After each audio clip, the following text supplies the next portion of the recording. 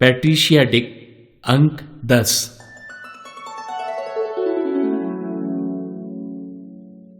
माधुरी के साहचर्य में जिंदगी आनंद के साथ बीत रही थी। अब उसकी वार्षिक परीक्षा नजदीक थी। मैंने पाया कि उसकी बहुत सारी पढ़ाई बाकी है।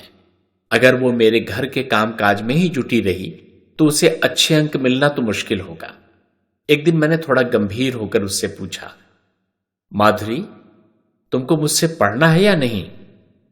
अचानक पूछे गए इस प्रश्न से वह हड़बड़ा गई और पूछने लगी, क्यों, क्या हुआ दीदी? मुझसे कोई गलती हो गई क्या जो आप मुझसे ऐसा पूछ रही हैं? मैंने कहा, हां, तुमसे बहुत बड़ी गलती हो रही है। अगर तुम यूं ही मेरी सेवा करती रहोगी तो पढ़ोगी कब और फर्स्ट क्लास कैसे लाओगी? मैंने तुमसे वादा किया है कि तुम फाइनल एग्जाम में फर्स्ट क्लास लाओगी, तो फर्स्ट क्लास लाने के लिए आज से घर का सारा कामकाज बंद करो, तभी मैं तुम्हें पढ़ाऊंगी। तुम्हारी पढ़ाई के लिए ही मैंने आज एक ट्यूशन छोड़ दी है। उसने सर झुकाकर कहा, दीदी, मुझे आपकी हर शर्त मंजूर है। तब मैंने माधुरी के गाल थपथपाते हुए कहा, शाबाश, मैं जो कुछ पढ़ाऊं उसे ध्यान से सुनो और जो कुछ तुम्हें समझ में ना आए उसे नोट करके रखो और मेरे लौटने पर मुझसे समझ लिया करो। उस दिन से माधुरी पढ़ाई में जी जान से जुट गई, लेकिन मेरे लाख मना करने पर भी उसने मेरी सेवा करना नहीं छोड़ा। पढ़ाई के प्रति उसका समर्पण और कठिन परिश्रम रंग लाया और वह अपने फाइनल एग्जाम में फर्स्ट क्लास पास हुई। उसकी इस उपलब्धि पर मैंने उसे एक अच्छी सी ड्रेस उपहार में प्रदान की। मेरा उपहार पाकर वह गदगद होकर मेरे गले से लिपट गई। उसकी आंखों से आंसू बह रहे थे। मैंने उन्हें पोंछते हुए कहा, अब तुम आगे पढ़ोगी या नहीं? यह सुनकर उसका चेहरा दमक उठा और वह खुशी के मारे उछल पड़ी, पर दूसरे ही क्षण उसके मुख पर उदासी की एक छाया घिर आई और उसने कहा, दीदी, पढ़ना तो चाहती हूं, लेकिन पढ़ाई का खर्च। इसके पहले कि वो बात पूरी कर पाती, मैंने उससे कहा, माधुरी, कल अपने मां बाप को बुला कर लाना। मैं उन्हें समझा दूंगी कि अब तुम्हारी पढ़ाई का सारा खर्च मैं उठाऊंगी। कुछ दिनों बाद तापसदा मेरे घर आए। उस दिन माधुरी मेरे पास मौजूद नहीं थी। मैंने तापसदा के चेहरे की ओर देखते हुए पूछा, क्या बात है दादा, आप कुछ परेशान नजर आ रहे हैं? इस पर तापसदा चिंतित स्वर में बोले, मैं अपने लिए नहीं, तुम्हारे लिए परेशान हूं। कुछ दिन के लिए मुझे इस शहर से बाहर जाना पड़ रहा है। इस पर मैंने कहा, आप निश्चिंत होकर जाइए, मैं अपना ध्यान रख लूंगी।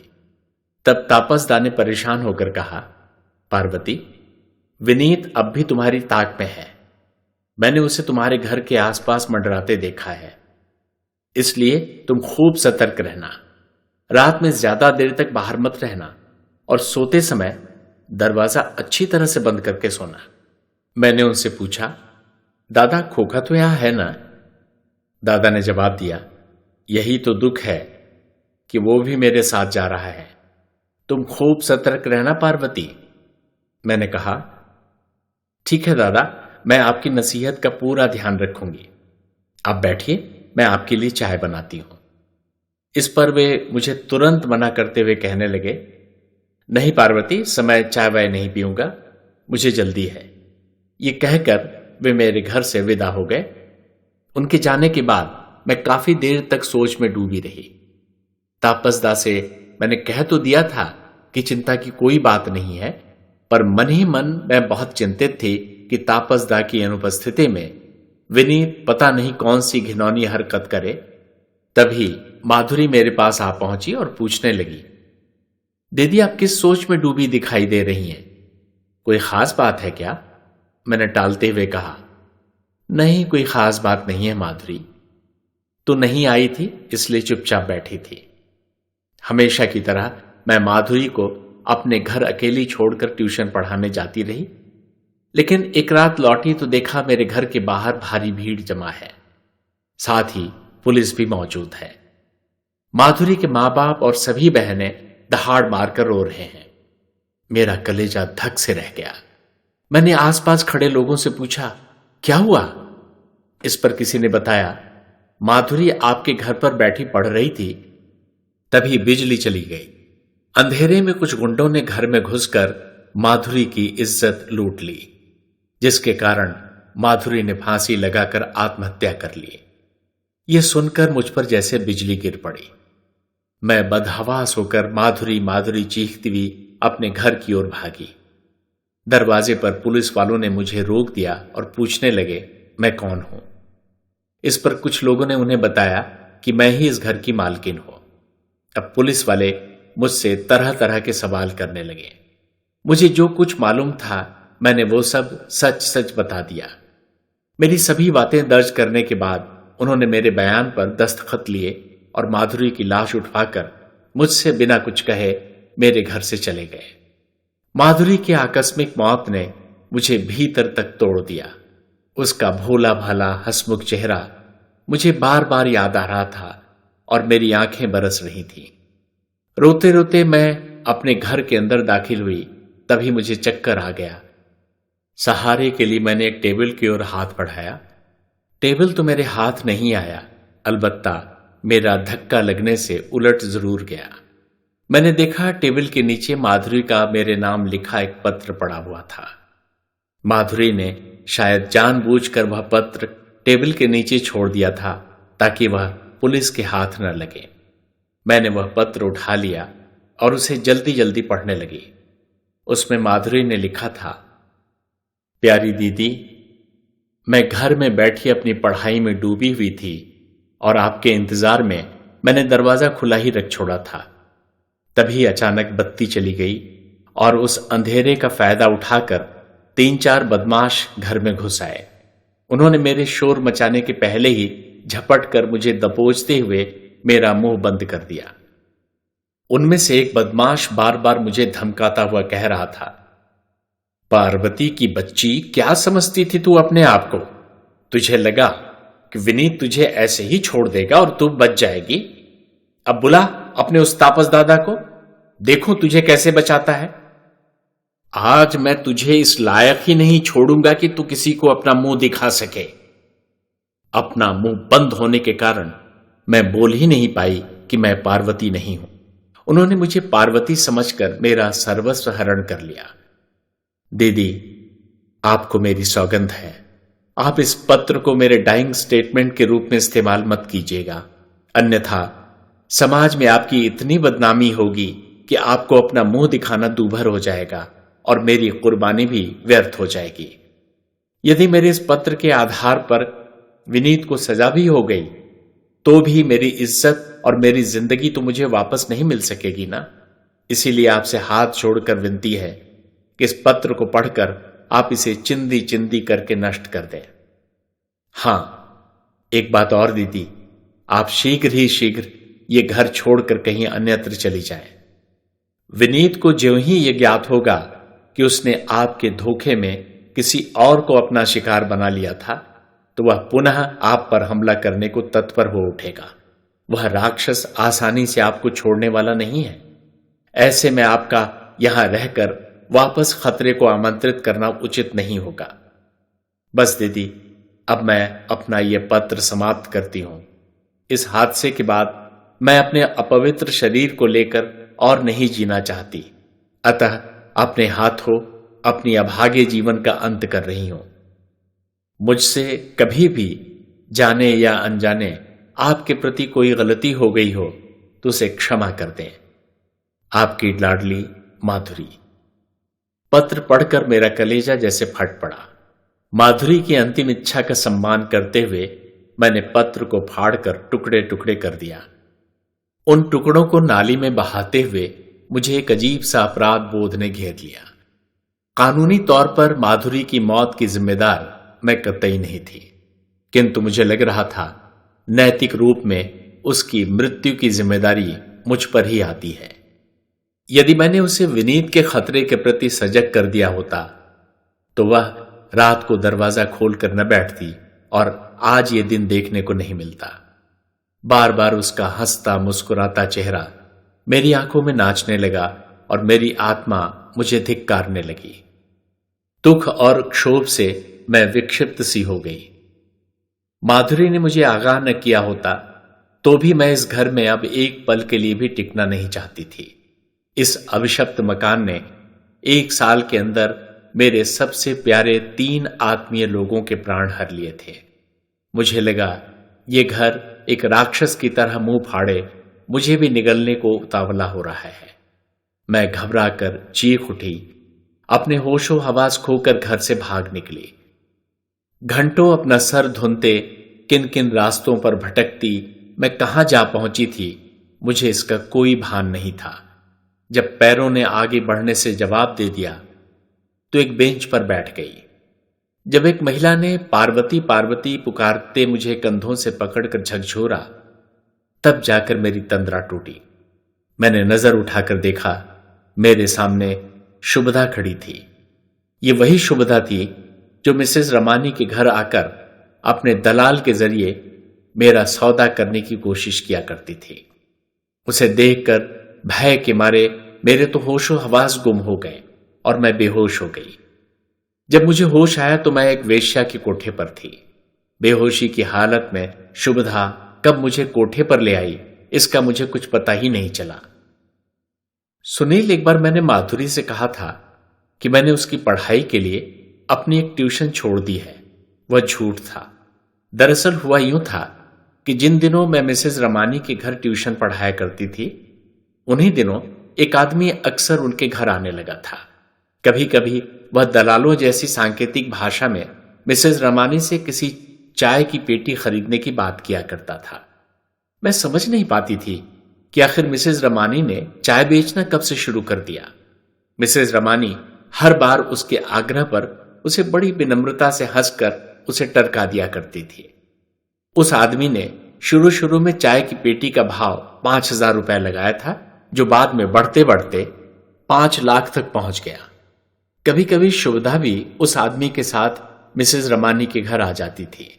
जिस दिन चाय की पेटी की कीमत 5 लाख रुपए बोली गई उस दिन शुभदा भी मिसेस रमानी के घर आई हुई थी।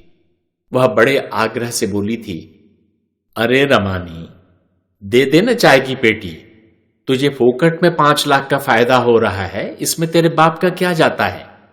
जो चाय पिएगा वो तुझे दुआएं देगा। उसके इसरार पर भी मिसेस रमानी अपनी जिद से टस से मस नहीं हुई और उन्होंने चाय पेटी देने से साफ साफ इनकार कर दिया। एक दिन जब मैं मिसेस रमानी के घर ट्यूशन पढ़ाने पहुंची तो शुभदा पहले से अपने उस आदमी के साथ वहां मौजूद थी। रमानी और उसके बीच तीखी तकरार चल रही थी। मिसेस रमानी गुस्से में चीख चीख कर कह रही थी, शुभदा, मैंने तुम्हें 1 नहीं 1000 बार कह दिया है कि मैं चाय की पेटी किसी कीमत पर तुम्हारे हवाले नहीं करूंगी। मैं कोई दलाल नहीं हूं। इस पर शुभदा ने तैश में आकर कहा, ज्यादा दूध की धुली मत बनो रमानी। अगर मैं तुम्हारी कारगुजारी का भंडा फोड़ दूं तो तुम कहीं की नहीं रहोगी।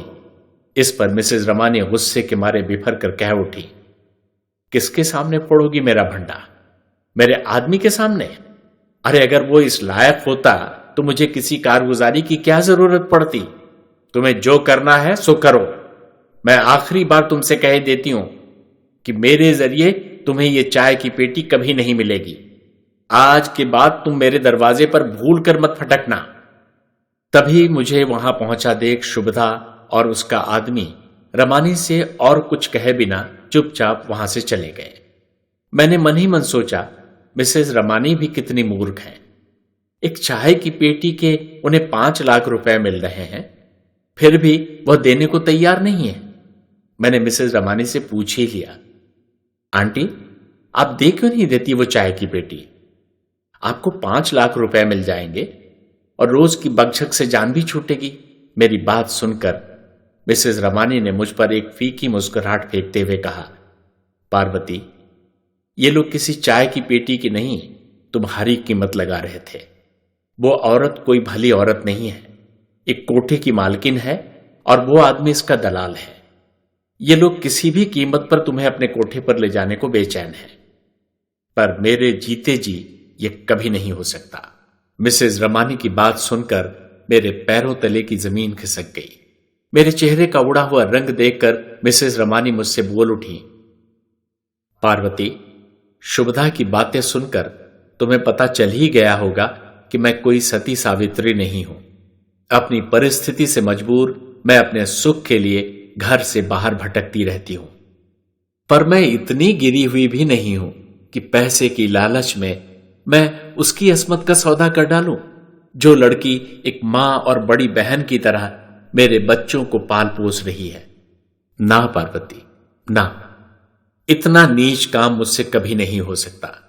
मेरे चरित्र के बारे में सब कुछ जान लेने के बाद तुम मेरे यहां ट्यूशन करती रहना चाहो तो मुझे बड़ी खुशी होगी, लेकिन अगर तुम ट्यूशन छोड़ भी दोगी तो मुझे तुमसे कोई शिकवा नहीं होगा।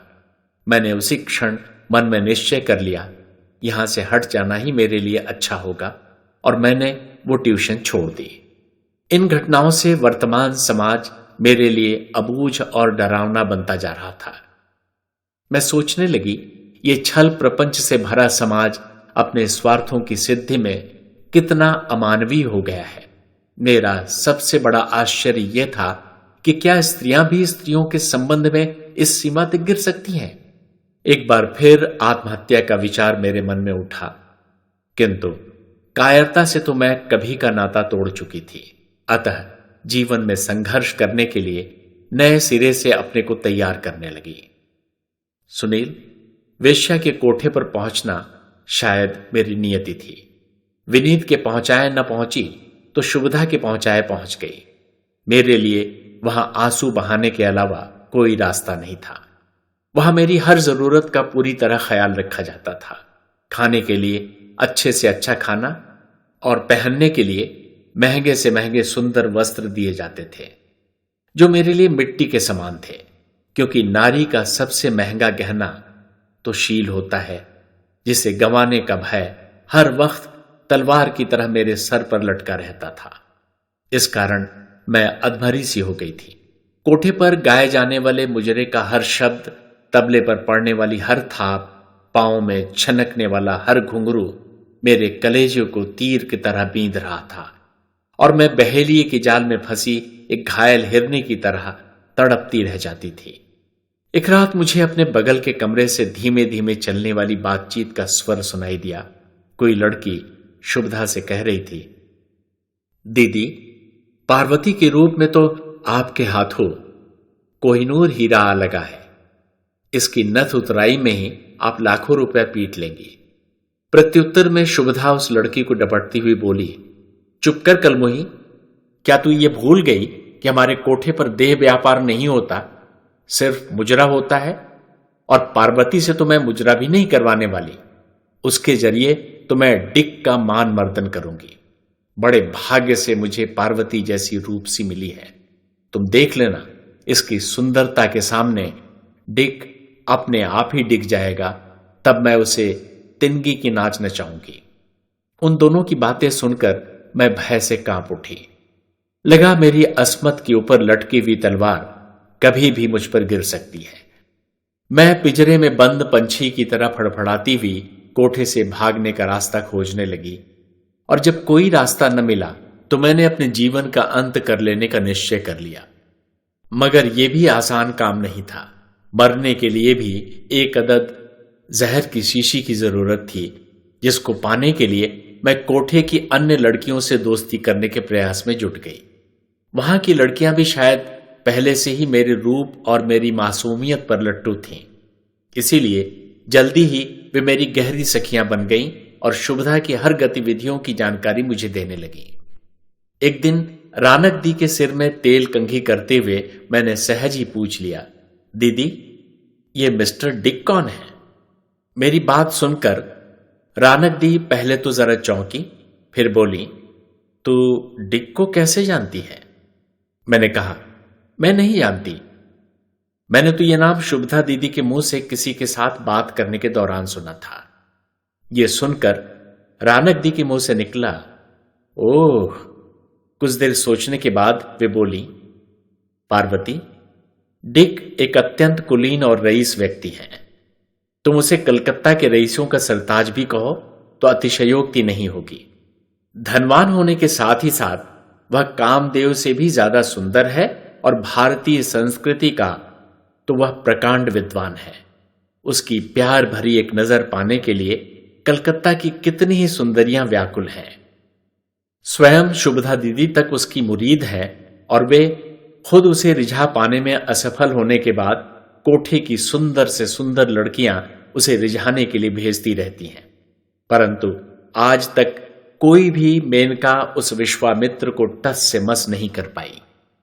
पार्वती, कलकत्ता के रईसों में डिक ही अकेला ऐसा रईस है जिसने कभी किसी कोठे की दहलीज नहीं लांघी। मुजरा देखने सुनने का मूड हुआ तो अपनी कोठी पर ही दोस्तों की महफिल के बीच मुजरे का आयोजन करवा लेता है, मगर क्या मजाल किसी भी नाचने गाने वाली को उसने कभी मैली नजर से देखा हो। उसकी जितनी भी तारीफ करूं कम है। बस ये समझ लो पार्वती कि यदि तू डिक को रिझाने में कामयाब रही तो सबसे भाग्यवान लड़की होगी। मैंने उनसे पूछा, भाग्यवान कैसे रानक दी?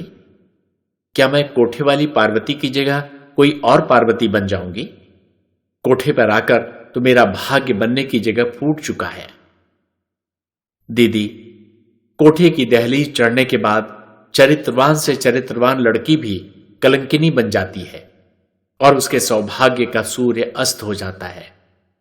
मेरा तो मानना है कि अस्मत के सौदे से बेहतर है कि जहर पीकर अपने जीवन का अंत कर दिया जाए। रानक दी भी मुझसे सहमत होती हुए बोली, तुम्हारा कहना सच है पार्वती।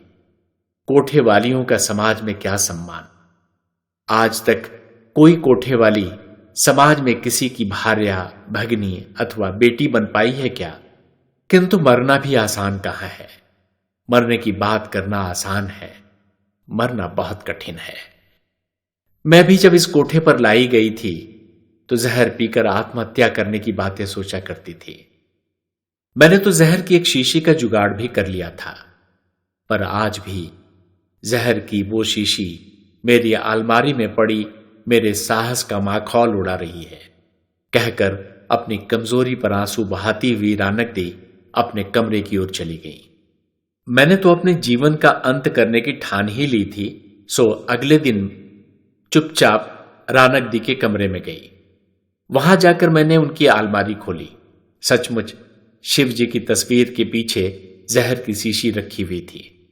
मैंने शीशी उठाकर अपने कपड़ों में छुपा ली और अलमारी बंद करके खामोशी से अपने कमरे में लौट आई। एक दो दिन बाद मैंने देखा कि अचानक कोठे में चहल पहल बढ़ गई है। घर के बिखरे सामान को करीने से सजाया जा रहा था। लगता था किसी विशेष मेहमान के आगमन की तैयारियां हो रही हैं। तभी भागती हुई रानक दी मेरे पास आकर बोली, पार्वती, आज तेरा सौदा हो गया है। जो मिस्टर डिक कोठे पर चढ़ना अपनी शान के विरुद्ध समझते थे ना, न जाने शुभदा दीदी ने उन्हें कौन सी पट्टी पढ़ाई है कि वे अपना उसूल तोड़कर आज कोठे पर आ रहे हैं। उसकी बात समाप्त भी नहीं हुई थी कि तभी शुभदा दीदी कमरे में आकर मुझसे प्यार से बोली, आ बेटी, आज तेरा श्रृंगार मैं अपने हाथों से करूंगी। और मुझे खींचते हुए ड्रेसिंग टेबल पर बिठाकर मेरा 16 श्रृंगार करने में जुट गई। मैं तो जानती थी मुझे बलि के बकरे की तरह सजाया जा रहा है। मैंने उसका मन टटोलने के लिए पूछा, आज कोई खास बात है क्या? उन्होंने उत्तर दिया, हां, आज तुमसे कोई मिलने को आने वाला है।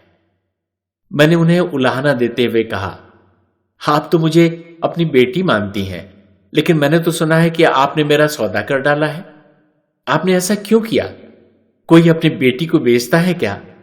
कहकर मैं फूट फूट कर खूब रोई, किंतु शुभदा का पत्थर दिल न तो पसीजना था और न पसीजा। उल्टे वह मुझे डपटते हुए कह उठी, तुम्हें बेटी मानती हो तो क्या हुआ? एक दिन बेटी की भी तो डोली उठनी है।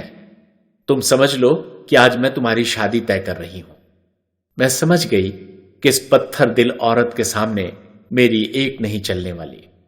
मैंने अपनी अंतिम परिणति के लिए अपने आप को पूरी तरह से तैयार कर लिया था। रानक दी की जहर की शीशी अपनी चोली में छुपाए मैं जरा भी विचलित नहीं थी। मुझे अच्छी तरह से सजाने के बाद नियत समय पर शुभदा ने मुझे ले जाकर एक रूम के बंद दरवाजे पर खड़ा कर दिया और धकेलते हुए कहा, अंदर जाओ। जिस तरह कोई मौत की सजा पाया व्यक्ति फांसी के फंदे की तरफ बढ़ता है, ठीक उसी तरह मैं उसी बंद दरवाजे को धकेलती हुई कमरे में दाखिल हुई। सामने एक देव प्रतिमा सदृश अत्यंत सुदर्शन पुरुष पलंग पर बैठा हुआ था। मुझे देखते ही वह झटके से उठ खड़ा हुआ और मुझ पर भरपूर दृष्टि डालते हुए बोला, वाह क्या रूप है। आश्चर्यचकित हो मेरी सुंदरता को खूब निहारने के बाद मुझसे पूछने लगा, क्या नाम है तुम्हारा? मैंने संक्षिप्त सा उत्तर दिया, पार्वती। मेरे मुंह से पार्वती सुनते ही वह कह उठा, वही पार्वती जिसके बारे में कवि कालिदास ने कहा है। मुझे स्तब्ध खड़ा देखकर वह अपरिचय की दीवार तोड़ते हुए बोला, मेरा नाम डिक है पार्वती, विलियम्स डिक। तो मुझे विलियम्स अथवा डिक जो चाहे कहकर पुकार सकती हो। अपने संक्षिप्त परिचय के बाद वह कहने लगा, पार्वती तुम इतनी रूपवान हो कि शायद कालिदास ने तुम जैसी रूपसी को ही देखकर कुमार संभव में पार्वती के रूप का वर्णन किया होगा। आओ मेरे पास बैठो।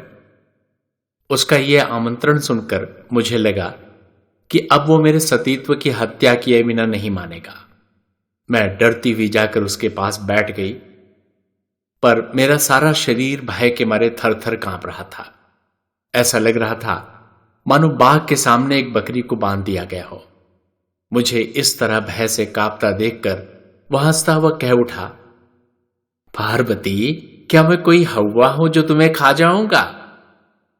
इस पर मैंने अपने आप को संभाला और दृढ़ शब्दों में उसे उत्तर दिया, काश आप हव्वा होते मिस्टर डिक और मुझे सचमुच खा जाते। मैं मौत से बिल्कुल नहीं डरती, पर आप तो मुझे मौत से भी घिनौने अंजाम तक ले जाने वाले हैं। आपने तो मेरे शरीर का सौदा किया है और आप मेरा सतीत्व हरण करना चाहते हैं। मेरी बात पर डिक ने थोड़ा मुस्कुराते हुए कहा, सतीत्व क्या है पार्वती? मनु और उसके मानवों द्वारा निर्धारित एक काल्पनिक धारणा मात्र ही ना। प्रकृति ने तो सतीत्व जैसा कोई बंधन निर्मित ही नहीं किया। सृष्टि के सारे नर नारी उचित वय प्राप्त होने के बाद आपस में शारीरिक संबंध स्थापित करते हैं। पार्वती, इसीलिए तो पुरुष और नारी के मिलन को सृष्टि का मंगलाचरण कहा गया है। यही तो सृष्टि का नियम है जिसके कारण सृष्टि आबाद गति से चलती जा रही है। भारतीय संस्कृति को उसे इस तरह से भ्रष्ट करता देख मैं अपनी परिस्थिति भूल तहश में आकर बोल उठी, मिस्टर डिक, आप शायद पशुओं की संस्कृति की बात कर रहे हैं। पशुओं में तो संभोग के लिए मां बाप, भाई बहन, बेटा बेटी की भी कोई मर्यादा नहीं होती है। तो क्या हम मानवों को भी ये मर्यादा त्याग कर ऐसे स्वेच्छाचार, ऐसे अनाचार पर उतर आना चाहिए? मिस्टर डिक, आप सृष्टि के विकास की बात तो कर रहे हैं, पर आपके विचारों के अनुसार तो हमें आदिम युग में लौटना पड़ेगा, जहां तो न सभ्यता थी, न समाज और न ही समाज की कोई मर्यादा। डिक को शायद मुझसे ऐसे आक्रामक तेवरों की आशा नहीं थी। वे मुझे आबाद गति से बोलता देख एक क्षण को अचकचा गए। एक पल के लिए उनकी आंखों में मेरे लिए प्रशंसा का भाव उभरा, पर दूसरे एक क्षण वे फिर दृढ़ता से कहने लगे, पार्वती, आखिर तुम संभोग को इतना घृणित क्यों समझती हो? संभोग द्वारा ही तो सृष्टि में जीव जगत की उत्पत्ति हुई है। यदि रति कोई कुत्सित वस्तु होती तो ईश्वर इसका निर्माण ही क्यों करता? मिस्टर डिक का तर्क सत्य अवश्य था, पर शास्त्र सम्मत नहीं था। मैंने उन्हें गंभीरता पूर्वक उत्तर देते हुए कहा, मिस्टर डिक, शायद आपको संभोग का अर्थ मालूम नहीं है। संभोग का अर्थ है सम धन भोग, अर्थात जिसमें दोनों पक्षों को समान रूप से आनंद प्राप्त हो। आपने मुझे खरीद लिया है। आपको इस संभोग में भले ही सुख प्राप्त होगा, किंतु मुझे तो इसमें मानसिक यातना, ग्लानि और अपराध बोध के अतिरिक्त और कुछ भी प्राप्त नहीं होगा। इस सृष्टि में मानव समस्त जीवधारियों में श्रेष्ठ है। उसने संभोग के लिए भी आचार संहिता निर्मित कर रखी है, जिसमें विवाहेतर संभोग को व्यभिचार की संज्ञा दी गई है। यदि आप मुझसे पाणी ग्रहण कर संभोग की अभिलाषा प्रकट करते तो मैं सहर्ष तैयार हो जाती, क्योंकि वैवाहिक जीवन में पति पत्नी के बीच संभोग सहज स्वीकार्य है। उसमें संतान उत्पत्ति के प्राकृतिक नियम का पालन होता है, किंतु मात्र शारीरिक सुख के लिए किया गया रतिकर्म प्रकृति एवं मानव दोनों की आचार संहिता का उल्लंघन है। यह व्यभिचार है, हिंसा है मिस्टर डिक। मैं संभोग को नहीं, व्यभिचार को घृणित मानती हूं। मेरा तर्क सुनकर मिस्टर डिक एक क्षण को मौन हो गए, मानो कुछ सोच रहे हो। फिर मुझे लालच देते हुए कहने लगे, पार्वती, ये उक्ति तो तुमने सुनी ही होगी, सर्वदोष लक्ष्मी हरे। अरे सतीत्व की बातें छोड़ो, मैं तुम्हें आज की रात का 50 लाख रुपए देता हूं। उसे स्वीकार करो और जिंदगी भर मौज मनाओ। डिक की बात सुनकर मुझे लगा कि इस पत्थर पर सर पटकने का कोई फायदा नहीं है। मैंने झट अपनी चोली से जहर की शीशी निकालकर जहर पीने को मुंह खोला ही था कि डिक का भरपूर थप्पड़ मेरे गाल पर पड़ा और शीशी मेरे हाथ से गिरकर चूर चूर हो गई। डिक ने अपनी रौबीली आवाज में कहा, पागल लड़की, अभी तक तो तू मुझे खूब शास्त्र पढ़ा रही थी, पर क्या तूने खुद शास्त्रों में नहीं पढ़ा है कि आत्महत्या जीवन से पलायन का दूसरा नाम है? ये कहते हुए वे कमरे से बाहर निकल गए और जोर से आवाज लगाई, शुभदा। अब आगे अगले अंक में।